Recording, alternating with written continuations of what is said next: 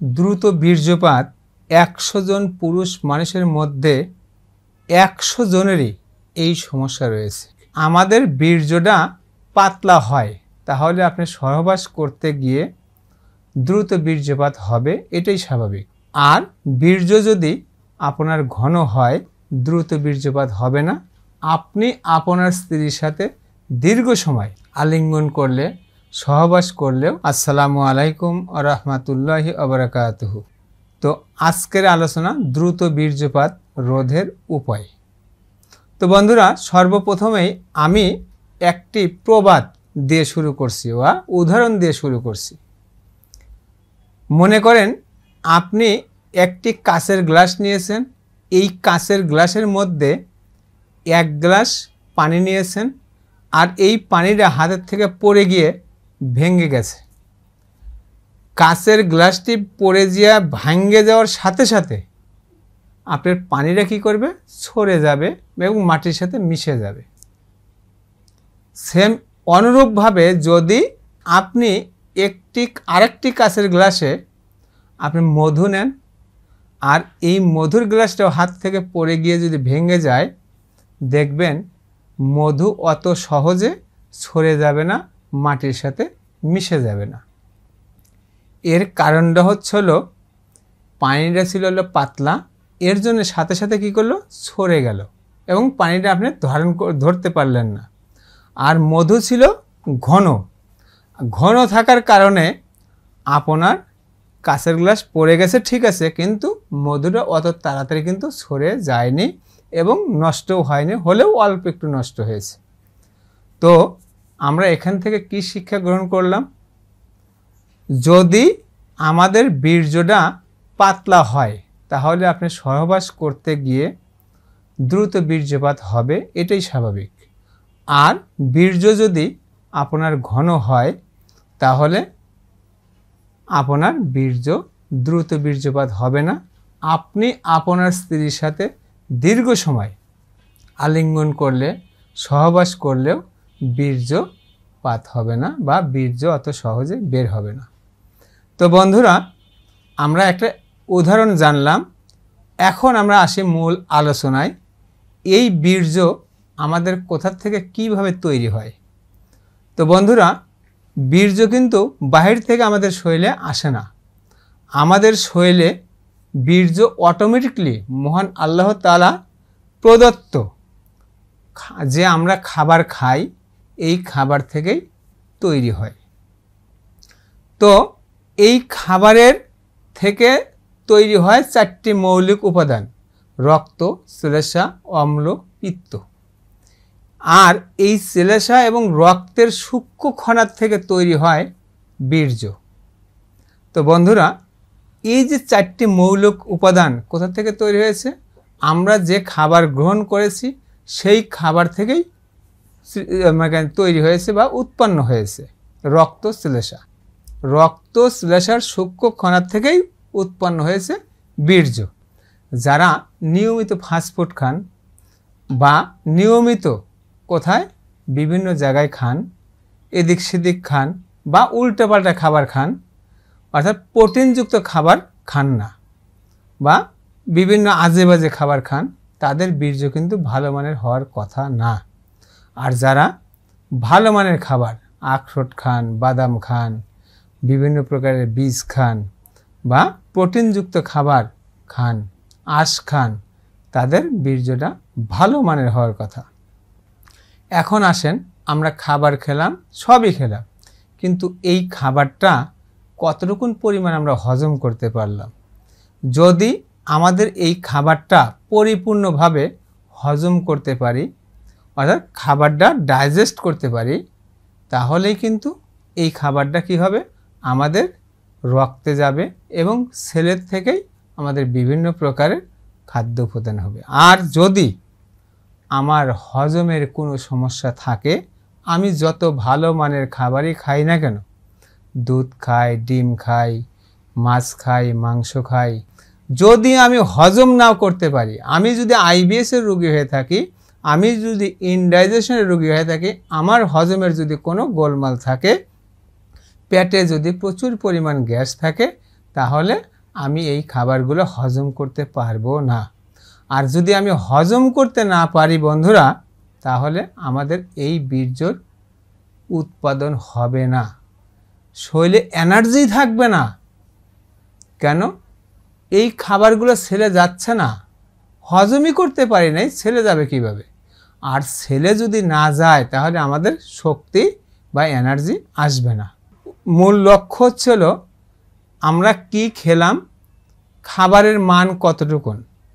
দ্বিতীয়ত, আমরা এই খাবারটা খেলাম সঠিকভাবে হজম করতে পারলাম কিনা, আমাদের পেটে কোনো প্রবলেম আছে কিনা। যদি থাকে তাহলে আমাদের বীর্য ভালো মানের তৈরি হবে না, আমাদের দ্রুত বীর্যপাত হবেই। তো বিশেষ করে যাদের গ্যাস্ট্রিক, পেট ফাঁপা, বদহজম, আইবিএস বা পুরাতন আমাশয়ের মতো সমস্যা থাকে, এনারা যে খাবারটাই খাক, বিশেষ করে শাক, দুধ, ডিম বা মাংস, যে খাবারই খাক, হয় পাতলা পায়খানা শুরু হবে অথবা কোষ্ঠকাঠিন্য দেখা যাবে। অর্থাৎ এই খাবারগুলো সে হজম করতে পারবে না। আর এই খাবার যদি হজম না করতে পারে, তার বীর্যর মান বা বীর্যের পরিমাণ ভালো থাকবে না এবং বীর্য পানির মতো পাতলা থাকবে। তাহলে কি হবে? স্ত্রীর কাছে গেলে আপনার দ্রুত বীর্যপাত হবে, অর্থাৎ সময় দিতে পারবেন না। এক কথায় আপনি যত ভালো খাবারই খান।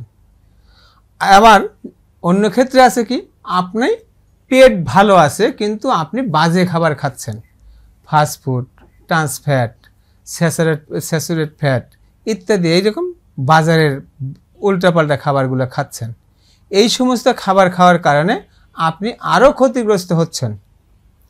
এই দুইটা জিনিসকে আপনাকে সামনে রেখে চিন্তা করতে হবে যে এক নাম্বার আমার পেট ভালো আছে কিনা, দ্বিতীয় নাম্বার আমি কি খাবার খেলাম। যারা অ্যালকোহল খায়, যারা নেশা জাতীয় দ্রব্য খায়, যারা এই দ্রুত বীর্যপাত রোধ করার জন্য উত্তেজক ওষুধ খায়, এরা এই রোগে আরও বেশি আক্রান্ত হয়। তো আমি আপনাদেরকে রিকোয়েস্ট করব, আপনার শক্তি বা যৌন শক্তি একটু কম আছে থাক, কিন্তু বাজার থেকে কখনোই উত্তেজক ওষুধ কিনে খেয়ে ক্ষণিকের সুখের আশায় আপনার যৌন জীবনটা ধ্বংস করবেন না। ধ্বংস না করে অবশ্যই আপনার কোনো প্রবলেম পাওয়া গেছে, আপনি হয়তো একটু শক্তি কম পাচ্ছেন, সময় কম দিতে পারছেন, অসুবিধা নাই, আপনি একজন ভালো চিকিৎসকের কাছে যান। ভালো চিকিৎসক আপনি ভালো মানের পরামর্শই দিবে। একজন ভালো চিকিৎসকের কাছে গেলে আপনাকে উত্তেজক ওষুধ লিখে দেবে না, আপনাকে একটা ভালো পরামর্শ দেবে। মূল কথা হলো উত্তেজক ওষুধ খাবো না। আমাদের যত কষ্টই হোক, আমরা কোনো প্রকার উত্তেজক ওষুধ না খেয়ে একজন ভালো চিকিৎসকের কাছে যাব। ভালো চিকিৎসকের কাছে গেলে পরে কী করবে, আপনার কথাগুলো শুনবে, আপনার কষ্টগুলো ভালোভাবে শুনবে। শোনার পরে আপনার মূলত দ্রুত বীর্যপাতটা কেন হচ্ছে, বীর্য পাতলা কেন হচ্ছে, এগুলো খুঁজে বের করে আপনাকে একেবারে সঠিক পরামর্শ দিবে, যাতে করে আপনি স্থায়ীভাবে এর সমাধান পান। তো বন্ধুরা, আমি আবারও রিকোয়েস্ট করব, যারা ইতিমধ্যে আমার সাথে যুক্ত হয়েছেন, আপনারা অবশ্যই ভিডিওটি শেয়ার করে সবাইকে দেখার সুযোগ করে দিবেন, লাইক দিয়ে আমার সাথেই থাকবেন। আমার কথা যদি কোথাও বুঝতে অসুবিধা হয় বা স্বাস্থ্য বিষয়ক পরামর্শ পেতে কমেন্টে জানাবেন।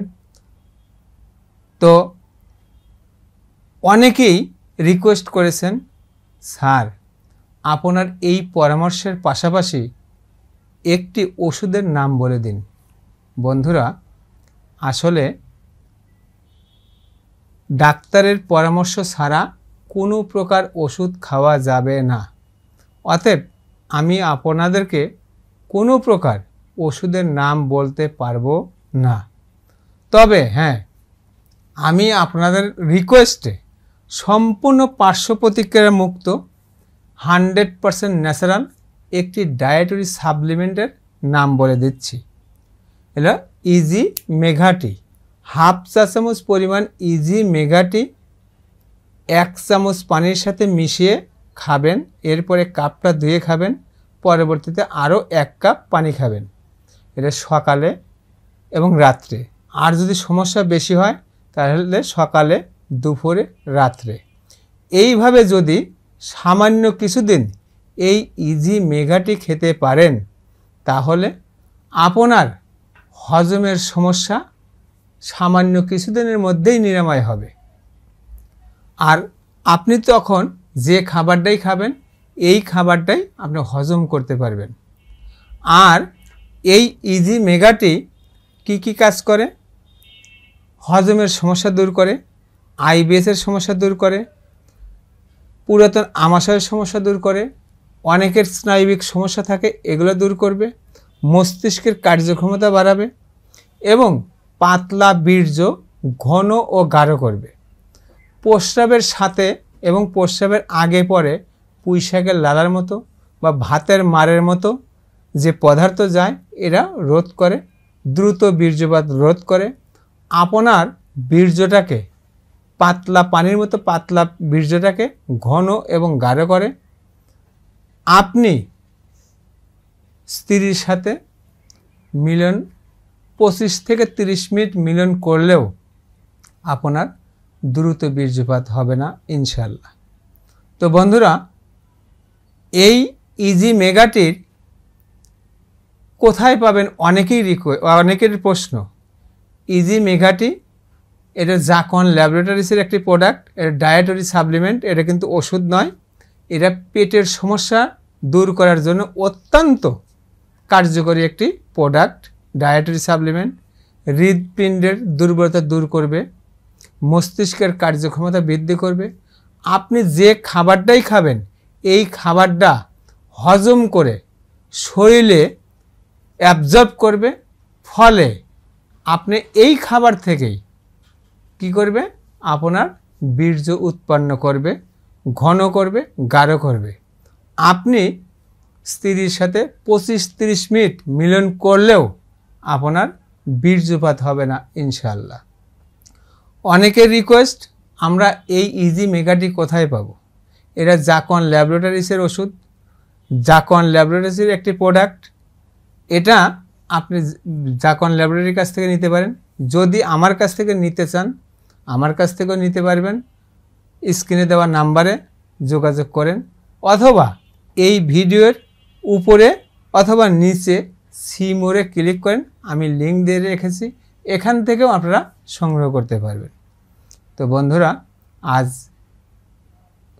নতুন নতুন স্বাস্থ্য বিষয়ক পরামর্শ পেতে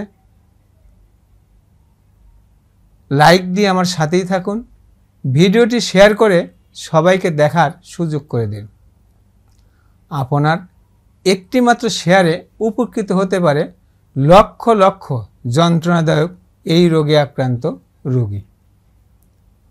আমার কথাগুলো কোথাও বুঝতে অসুবিধা হলে অথবা বিস্তারিত জানতে কমেন্ট করুন। সর্বোপরি আমাদের শরীরে কোনো প্রকার রোগের উপসর্গ প্রকাশ পেলে আন্দাজে ফার্মেসি থেকে ওষুধ কিনে না খেয়ে অবশ্যই একজন অভিজ্ঞ ডাক্তারের পরামর্শ নেওয়ার আহ্বান জানিয়ে নাহার ডক্টর চেম্বারের পক্ষ থেকে আমি হাকিম মোহাম্মদ আশরাফুল আলম আজ বিদায় নিচ্ছি। আবারও দেখা হবে নতুন কোনো বিষয় নিয়ে। ততক্ষণ মহান আল্লাহ তাআলা আমাদের সবাইকে ভালো রাখুন, সুস্থ রাখুন। আসসালামু আলাইকুম ওয়া রাহমাতুল্লাহি ওয়া বারাকাতুহু।